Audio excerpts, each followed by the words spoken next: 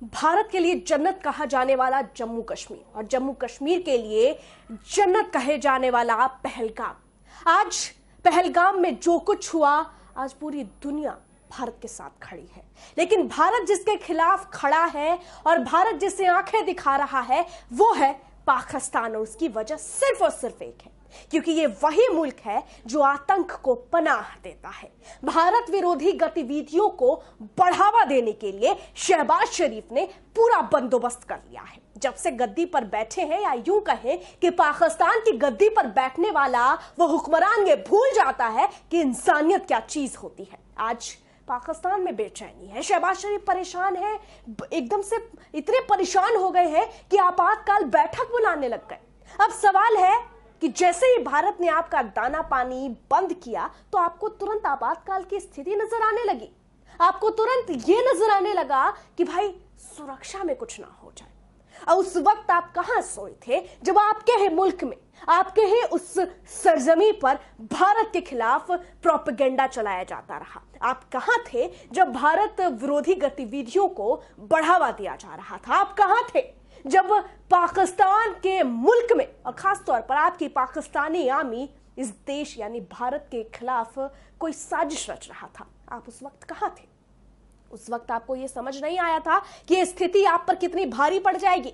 आज भारत ने आपको ट्रेलर दिखाया है और हो सकता है आने वाले वक्त में वो स्ट्राइक करेगा जो शायद आपकी आने वाली 7 पुश्तें भी नहीं भूल पाएगी। और पाकिस्तानी आवाम वो वैसे भी आपसे परेशान है।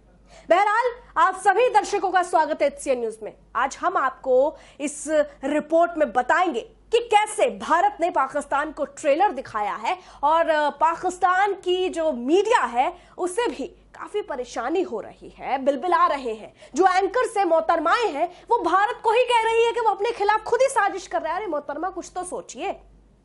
ये सब आपके मुल्क में होता है। ये आपके जो गद्दी पर बैठे शहबाज शरीफ हैं या आपके मुल्क के जो रहनुमा है यही करते हैं। ये आपकी फितरत है, ये आपकी नीयत है।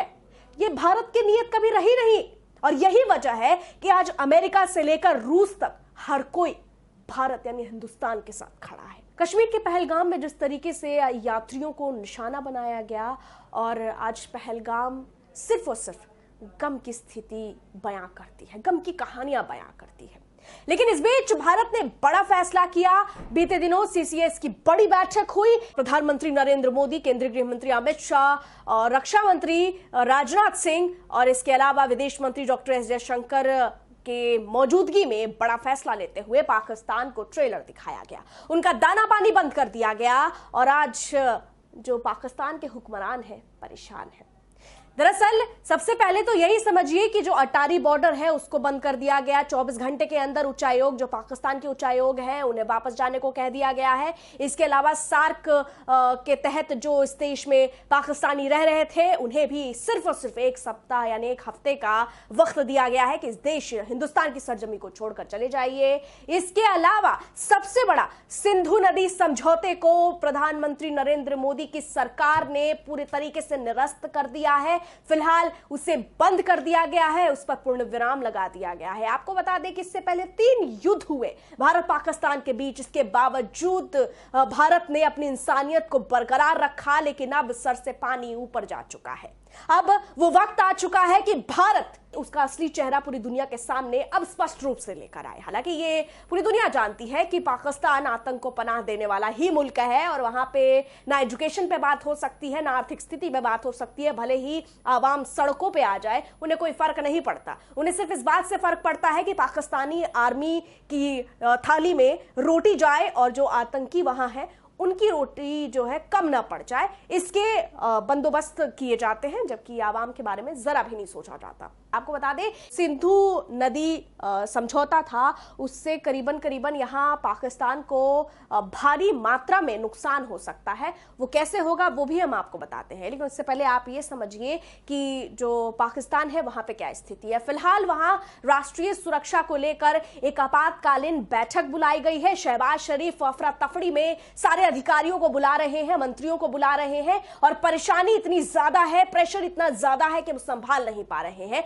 और अब जो नजर है उस पर ही है कि आखिर इस बैठक में क्या फैसला लिया गया। हालांकि पाकिस्तान के पास कुछ बचा नहीं है, क्योंकि सब कुछ वो खो चुके हैं, तो कुछ बचा भी नहीं है। अब देखते हैं वो क्या करते हैं, लेकिन आपातकालीन बैठक बुलाई गई है। इधर जैसे ही 5 फैसले मोदी सरकार ने पाकिस्तान पर लिए, तो दूसरी तरफ यहां जो पाकिस्तान का एक्स हैंडल है जिसे इलॉन मस्क रन करते हैं, उस पर बैन लगा दिया गया, प्रतिबंध लगा दिया गया। भारत सरकार के सूचना प्रौद्योगिकी मंत्रालय ने इलॉन मस्क के एक्स प्लेटफॉर्म से कहा कि भारत में पाकिस्तानी सरकार के एक्स अकाउंट को बंद कर दिया जाए। एक्स ने भारत सरकार की इस रिक्वेस्ट पर एक्शन लेते हुए इस अकाउंट को बंद कर दिया। इसका सीधा मतलब है कि पाक सरकार का एक्स अकाउंट अब भारत में आपको नजर नहीं आएगा। अब आते हैं सिंधु नदी समझौते को लेकर जो तगड़ा नुकसान पाकिस्तान को झेलना पड़ेगा, उस पर थोड़ी बात कर लेते हैं। आपको बता दें कि 1965, 1971 और कारगिल युद्ध, ये तीनों ही युद्धों के दौरान भारत ने जो सिंधु नदी समझौता है उसे नहीं रोका था, लेकिन अब उसे रोक दिया गया है। हालांकि भारत में मांग उठ रही है कि पाकिस्तान को इससे भी बड़ा तगड़ा झटका दिया जाए। बहरहाल आपको बता दें कि इससे पाकिस्तान को बड़ा नुकसान हो सकता है। दरअसल सिंधु जल संधि को पाकिस्तान की लाइफलाइन कही जाती है, क्योंकि इस संधि के जरिए पाकिस्तान को भारत से बड़े पैमाने पर पानी मिलता रहा है। दरअसल करीब 21 करोड़ से ज्यादा की आबादी पानी की जरूरतों को पूरा करने के लिए सिंधु और उसकी 4 सहायक नदियों पर निर्भर करती है।